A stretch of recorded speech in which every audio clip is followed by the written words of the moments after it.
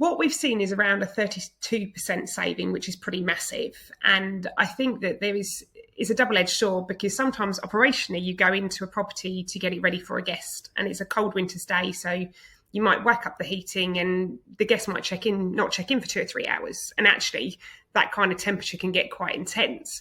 Or the other way, you might have a guest in situ who turns it up because guess what, they've paid an all-inclusive rate, and then they go off for the day. And then in between that, as I said, you kind of got cleaners popping in or out, or things just get left on. So from our perspective, actually, an average of a 32% saving is massive, but also it's that guest comfort piece, making sure that also they're not overheating. So for us, if you can automate it through using kind of iCal information, actually knowing when someone is going to check in and perhaps they're going to be running 2 hours late. And I don't know about you, James, but quite often part of a check-in process, people are asked, what time are you checking in?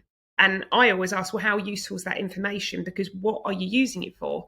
Now, in the case which we use, you really like as an example, is why don't you use that then to make sure that you're not overheating something or sending a team out beforehand? So if somebody says actually they're checking in at 5 or 6 o'clock, well, why not go on the system and just turn it on then?